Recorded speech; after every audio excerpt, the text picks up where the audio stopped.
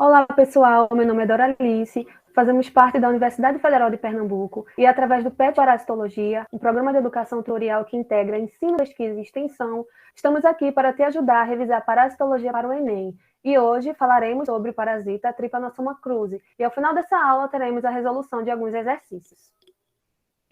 Trypanosoma cruzi é o agente etiológico da tripanosomíase, que é popularmente conhecido como doença de Chagas. Tem esse nome em homenagem ao seu descobridor, que foi o Carlos Chagas. Então, o Trypanosoma cruzi é o agente etiológico, é o agente causador da doença de Chagas. E essa doença de Chagas, uma doença parasitária, que é causada pelo protozoário Trypanosoma cruzi, ela afeta diretamente o sistema cardiovascular. Pode também afetar outros órgãos, porém, especificamente atinge o sistema cardiovascular, atingindo o coração. Falando um pouco sobre a epidemiologia, a doença de Chagas ela é muito presente na América Central, na América do Sul, no México, mas falando especificamente aqui no Brasil, a doença de Chagas ela é muito presente no norte do Brasil, mais especificamente no estado do Pará. A transmissão da doença de Chagas se dá por várias formas. A forma mais comum é a maneira indireta, que é causada pelo inseto vetor, o barbeiro. O barbeiro ele é o agente transmissor da doença. Falamos anteriormente sobre o agente etiológico, que é o parasita Trypanosoma cruzi, que vai causar a doença. E o agente transmissor é o inseto barbeiro, que também se comporta como um hospedeiro intermediário no ciclo de vida. O barbeiro, ele apresenta hábitos noturnos e hematófagos. Então, essa transmissão ela se dá à parte da noite, quando a pessoa está dormindo. Então, o barbeiro, ele vai picar a pele da pessoa, vai sugar uma determinada parte do sangue, uma determinada quantidade do sangue da pessoa e vai defecar na pele. Após fazer isso, a pessoa que está dormindo, inconscientemente, ela vai coçar a região em que foi picada pelo barbeiro. E aí, ao coçar, ela facilita a entrada do parasita no sangue. Outras formas de transmissão se dá pela transfusão de sangue, também por transplante de órgãos, a contaminação de alimentos, como por exemplo o caldo de cana e o açaí, e também pelo sangue contaminado, que é a transmissão congênita da mãe para o bebê. Oi, gente, meu nome é Haldney e agora nós vamos falar um pouco sobre o ciclo de vida do Trypanosoma cruzi. Inicialmente, quando o barbeiro está infectado, ele é capaz de transmitir pelas suas fezes a forma tripomastigota do Trypanosoma cruzi. Essa forma evolutiva é a forma infectante, capaz de transmitir a doença. Após essa invasão pelo organismo do indivíduo pela ferida aberta após a picada do inseto, vai se formar um chagoma de inoculação, que é caracterizado por uma vermelhidão e coceira. Quando essa forma tripomastigota entra na corrente sanguínea, ela invade primeiro o músculo. Então as células musculares elas ficam repletas dessa forma evolutiva, desse parasito, e que também pode ser fagocitado. Mas uma vez dentro da célula, esse parasito ele passa da forma tripomastigota, que é a forma infectante, para a forma amastigota. A forma amastigota ela tem uma alta capacidade de se replicar, de se multiplicar.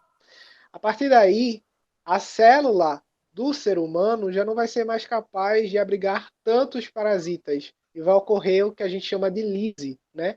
Vai haver a ruptura dessa célula e aí vai liberar muitos e muitos, né, amastigotas, né? E eles vão ser liberados na forma flageladas. Esses amastigotas se transformam mais uma vez em tripomastigotas. E aí esses novos parasitas vão encontrando outras células para infectar ou vão ser sugados por outro barbeiro que poderia não estar infectado. A partir do momento que esse barbeiro suga o sangue, né, de uma pessoa infectada, ele também vai replicar esse mesmo mecanismo no organismo dele e vai dar fim, né, e ao mesmo tempo início ao ciclo da transmissão da doença de Chagas. E aí, a partir da infecção, né, existem alguns sintomas. A gente pode dividir a sintomatologia dessa doença em duas fases, né? Em fase aguda e fase crônica. A fase aguda é aquela que aparece logo nos primeiros dias. Como pode ver aí, cerca de 14 a 30 dias. Então, é um tempo relativamente, né, em médio, em que a pessoa vai apresentar sintomas inespecíficos como dor de cabeça, cansaço, né? E é justamente nessa fase que a gente tem uma alta carga parasitária. A partir de então, se evolui para uma fase crônica. Às vezes, essa fase crônica, ela só vai aparecer depois de 30 anos, né? Então a gente chama essa doença tem o que a gente chama de um período de latência, né? E após esse período manifestam-se sintomas de fase crônica. Quais são esses sintomas? São sintomas bem característicos da doença, muito diferente da fase aguda, que eram sintomas bem inespecíficos. Então, agora, na fase crônica, a gente vai ter aumento de órgãos, né? Como a cardiomegalia, ou seja, aumento do coração, né? Alteração do ritmo, aumento do fígado, né? Aumento do baço. Então, isso é muito comum nessa fase crônica, além também de alguns gânglios, né? Que se apresentam na região do pescoço, axilar e inguinal também. E aí, qual é a prevenção, né, ou a profilaxia para que se evite realmente a doença? Primeiro, é evitar que o inseto entre nas casas, em essas construções mais antigas, casa de taipa ou casa de pau a pique, é um local que realmente beneficia, né, o inseto, então deve ser evitado. Também usar mosquitos de tela, né, para evitar que durante a noite, né, a gente sabe que esse inseto ele tem hábitos noturnos, então usando, né, os mosqueteiros e telas, você tem aí uma proteção. E também higienizar muito bem os alimentos, né? A gente sabe que de uma forma menos comum, mas também pode haver, né, a transmissão dessa do açaí do caldo de cana, né? O, o barbeiro, o barbeiro ele gosta muito, né, desses locais muito escondidos e geralmente onde esses alimentos ficam armazenados. Então, muito bem, então agora a gente vai começar a praticar, né, fazer algumas questões.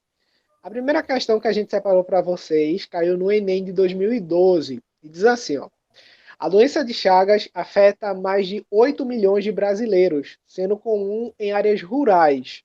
É uma doença causada pelo protozoário Trypanosoma cruzi e transmitida por insetos conhecidos como barbeiros ou chupanças. Uma ação do homem sobre o meio ambiente que tem contribuído para o aumento dessa doença é: letra A, o consumo de carnes de animais silvestres, que são hospedeiros do vetor da doença. Letra B, a utilização de adubos químicos na agricultura, que aceleram o ciclo reprodutivo do barbeiro. Letra C, a ausência de saneamento básico, que favorece a proliferação de protozoários em regiões habitadas por humanos. Letra D, a poluição dos rios e lagos com pesticidas, que exterminam o predador das larvas do inseto transmissor da doença. Ou letra E, o desmatamento que provoca a migração ou o desaparecimento dos animais silvestres dos quais o barbeiro se alimenta.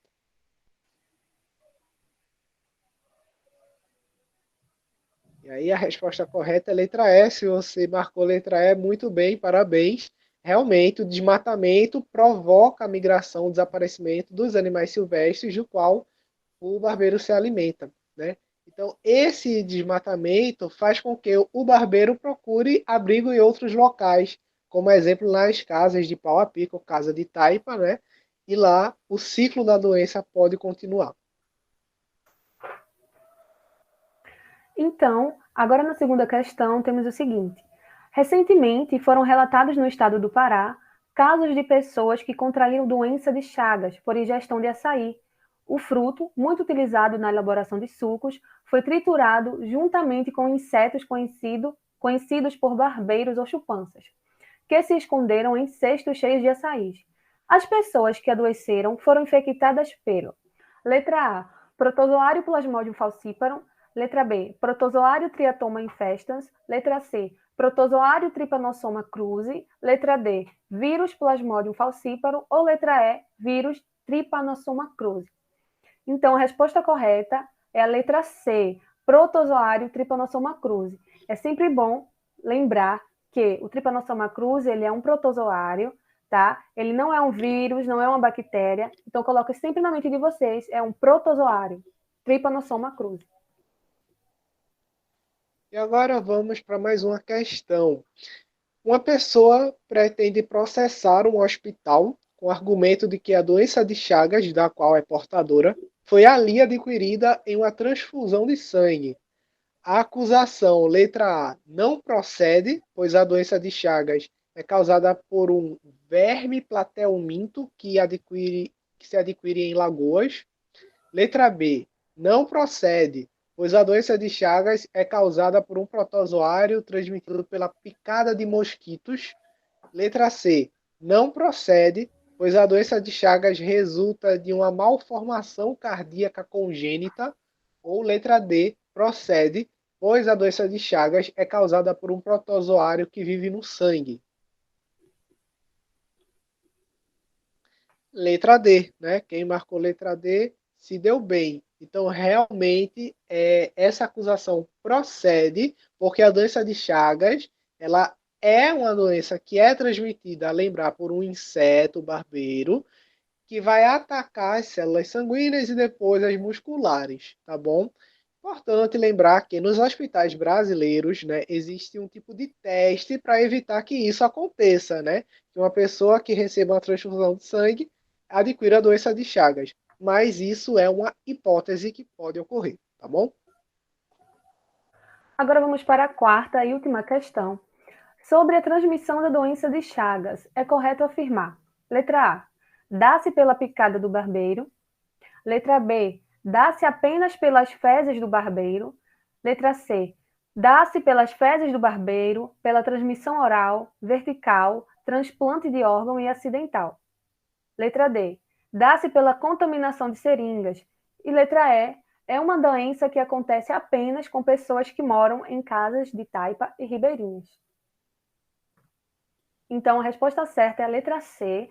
A transmissão da doença de Chagas se dá pelas fezes do barbeiro, pela transmissão oral, através dos alimentos, né? Como, por exemplo, o açaí. Vertical, transplante de órgão e acidental. Vertical, como, por exemplo, da mãe para o bebê. Transplante de órgãos e acidental, como na doação sanguínea. Aí vocês poderiam pensar que poderia ser a letra A. Dá-se pela picada do barbeiro. É bom lembrar que a picada do barbeiro não causa doença. O barbeiro ele vai picar e ele vai defecar na região da pele. E é apenas quando a pessoa coça aquela região e que o parasita que está presente nas fezes do barbeiro entra em contato com o sangue da pessoa, certo? Então, a picada do barbeiro não transmite a doença de Chagas, e sim as fezes do barbeiro. Então, pessoal, foram essas as perguntas. Espero que vocês tenham gostado, que vocês tenham conseguido revisar um pouco sobre essa parasitose. E desejamos que vocês se saiam muito bem no Enem. E é isso. É isso, tá, gente? Boa sorte a todos. Muito obrigado. Aí estão as nossas redes sociais para quem quiser entrar em contato conosco. O nosso Instagram é @petparasitoufpe e o nosso e-mail, para quem gosta de usar também, petparasitologiaufpe.2@gmail.com. Até mais, um abraço.